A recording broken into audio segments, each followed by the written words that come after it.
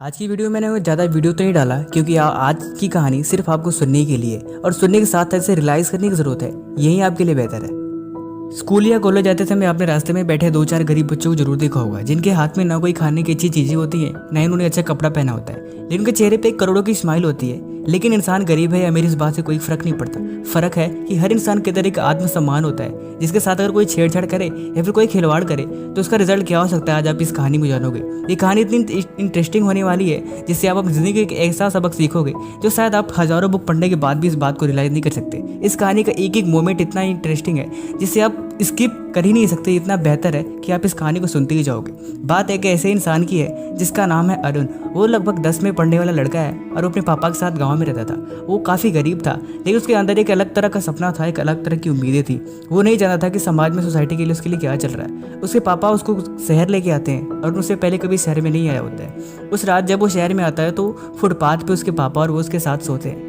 वो रात को उठ के देखता है कि बगल में दो चार बच्चे रो रहे हैं, उनके पास खाने के लिए कुछ नहीं है, लेकिन फिर भी बेचारे ऐसा फुटपाथ पे बैठे। वो सोच रहा था कि आखिर ये लोग ऐसे क्यों हैं, इनकी ज़िंदगी ऐसा क्यों है, उन्होंने अपनी ज़िंदगी में क्या किया।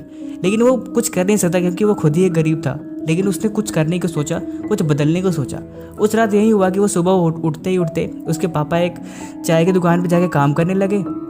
और कुछ दिन बाद अरुण ने भी अपना एक खुद का वो चीज़ खोला है। वो वहाँ पे आते जाते लोगों के जूते साफ करता रहता था और खुशी से उनकी ज़िंदगी के साथ अपने आप को रियलाइज़ कर रहा था कि वो अपनी ज़िंदगी में कुछ अच्छे मुकाम पे नहीं थे, फिर भी वो खुश रहता था। उसके कुछ दिन के बाद उसके पापा की मौत हो जाती है। पापा के मौत होने के बाद वो काफ़ी अफसोस होता है क्योंकि वो अपनी ज़िंदगी में अकेला है और उसका साथ देने वाला कोई नहीं रहता है। वो चाय की दुकान पर फिर काम करने लगता है और उसी चाय की दुकान पे काम करते करते अपनी ज़िंदगी को सोच रहा था कि उसकी ज़िंदगी असल में है क्या। और वो जो चाय की दुकान थी वो हॉस्पिटल के बगल में थी, जहाँ पे आते जाते समय अक्सर डॉक्टर लोग चाय पीते रहते थे और चाय पी के साथ और उस दुकान को कुछ पैसे देते थे और उसी दुकान पे काम करता था। एक दिन ऐसे एक डॉक्टर साहब आए उसके दुकान के सामने, बोले छोटू एक चाय देना। वो अरुण चाय लेके गया और उनको चाय पकड़ाया। डॉक्टर साहब ने चाय पी और बोला कि थोड़ी देर बाद आ जाना हॉस्पिटल में, पैसे लेके चले जाना, अभी मेरे पास छुट्टे नहीं है। डॉक्टर साहब अंदर चले गए। फिर मालिक ने बोला कि जाओ अरुण पैसे लेके आओ। अरुण बेचारा, उसके कपड़े सही नहीं थे, शायद शरीर पे थोड़ी धूल मिट्टी लगी हुई थी और उसके पैरों पे थोड़ी मिट्टी लगी हुई थी। वो हॉस्पिटल में घुस जाता है और दरवाज़ा खोलता है। मेरे साहब बोलते व्हाट इज दिस, तुम अंदर कैसे आ गए बिना पूछे, निकलो बाहर, तुरंत निकलो बाहर, भगाओ इसे। वो बोलता है वो मुझे पैसे चाहिए था। डॉक्टर ने बोला तुम आए कैसे अंदर इतने गंदे कपड़े पहन के, देख रहे हो अपनी हालत, ऐसे कैसे आ गए, औकात देखिए अपनी। वो डॉक्टर कुछ ज़्यादा उस बच्चे को बोल दिया।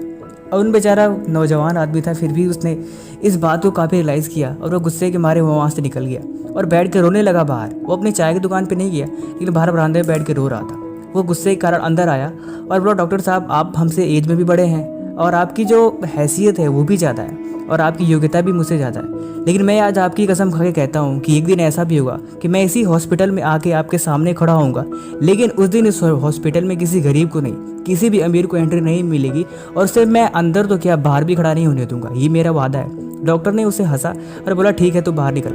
वो वहाँ से बाहर चला गया और बैठ के रो रहा था। रोते रोते शाम हो गई।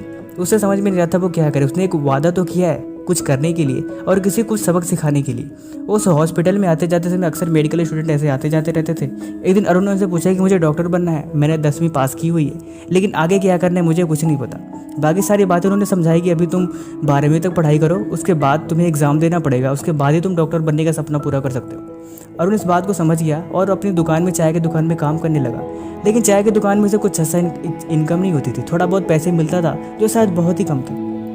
उसने कैसे भी करके जाके स्कूल में अपना नाम लिखवाया, लेकिन नाम लिखवाने के लिए उसे कुछ ज़्यादा पैसे चाहिए होते हैं और साथ में कुछ बुक्स की भी ज़रूरत होती थी। वो स्कूल में क्लास तो अटेंड नहीं कर सकता था, लेकिन वो मेहनत करके पैसे कमा सकता था और शायद हो सके तो उन चीज़ों को पढ़ सकता था।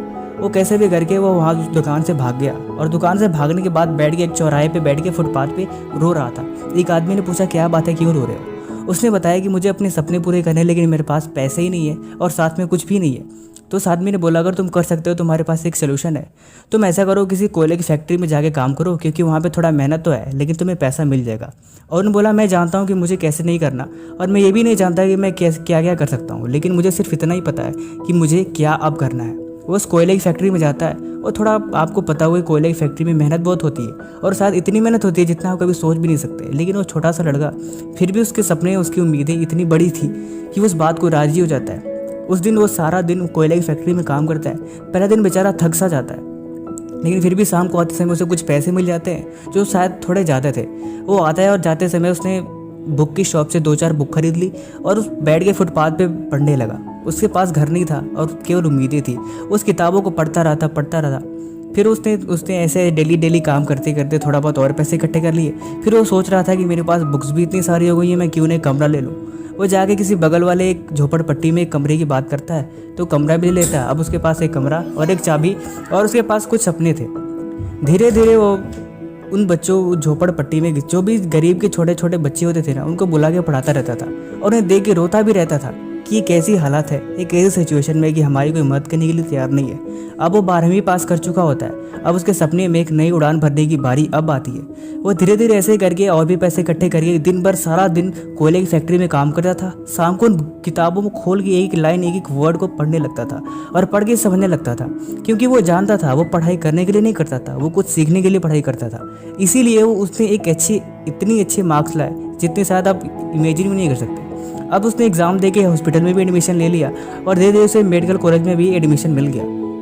अब वो एक अच्छा डॉक्टर था और शायद आपको ये बात जान के हैरानी होगी कि उस इलाके का सबसे बेस्ट डॉक्टर उसे ही माना जाता था, क्योंकि उसकी काबिलियत, उसकी स्किल जो थी ना, वो सबसे अलग थी, क्योंकि उसमें एक अलग तरह का टैलेंट था और एक अलग तरह का जोश था। लेकिन जब उसकी बात पोस्टिंग की हुई तो उसने बोला कि मुझे उसी हॉस्पिटल में पोस्टिंग कर दी जाए तो मेरे लिए बहुत बेहतर होगी। वो गरीबों को अब आते समय अक्सर ऐसे हॉस्पिटल में 2-4 पैकेट खरीद के लाता था, उन्हें पकड़ाता रहता था और उनके साथ बैठ के 2 पल बिताता, फिर अपने साथ हॉस्पिटल में काम करने के लिए चल देता था। अब टोटल 8 साल बीत चुके थे। उसने 12वीं की पढ़ाई करी थी, फिर 5 साल MBBS में भी 6 साल लगाए हुए थे। अब टोटल 8-9 साल के करीब बीत चुका था। अब बारी आती है उस पल की जिसका वो बेसब्री से इंतजार कर रहा था। उस दिन वो हॉस्पिटल में जाते समय उस समय वो डॉक्टर जिसने उसे कभी ताने मारे थे, अब वो बूढ़े हो चुके थे। वो हॉस्पिटल में गया और उनके पैर छू के बोला, मुझे पहचान रहे हो आप? बोला, नहीं, आप कौन? बोला, आज के 8 साल पहले मैं ही आपके पास आया था, जिसके आपने काफ़ी ताने सुनाए थे और आपने उसे गंदा और गरीब कह के बाहर निकालने को बोला था। लेकिन उसने जो वादा किया था कि वो गरीबों को या फिर अमीरों को कभी हॉस्पिटल में अंदर एंट्री नहीं करने देगा, वो उस काम को कभी पूरा नहीं कर सका, क्योंकि वो बहुत अच्छा और एक नेक इंसान था। उसने बोला, कोई बात नहीं, आप मेरे नीचे रह के काम करिए। लेकिन अब वो उस हॉस्पिटल का मैनेजर था और वो उस हॉस्पिटल का एक प्रमुख हेड था, क्योंकि उसने अपनी ज़िंदगी में एक ऐसी काबिलियत हासिल करी थी जो शायद आप इस बात को रियलाइज़ कर सकते हो। अब आप मुझे बताओ, क्या आप अरुण को भी कभी ऐसा लगा होगा कि उसका भी कभी ऐसी कंडीशन आई हो जब उसे ऐसा लगा हो कि पढ़ाई में मन नहीं लग रहा, या फिर कभी उसको भी ऐसा हुआ हो कि उसके पास भी कंसंट्रेशन की कमी हो, या फिर उसे भी कभी ऐसा हो कि पढ़ते समय उसे नींद आई हो? कि ऐसी कंडीशन के साथ में कभी फेस हुई होंगी? कमेंट करके ज़रूर बताएं और इस वीडियो को जरूर किसी न किसी के साथ शेयर जरूर करें। लेकिन शेयर जिसके भी साथ करें वो आदमी इस बातों से इंटरेस्टिंग होना चाहिए, कुछ सीखने की कला होनी चाहिए, उसे शेयर करें। और रही बात सब्सक्राइब करने की, तो जिसे अच्छा लगेगा वो सब्सक्राइब जरूर करेगा।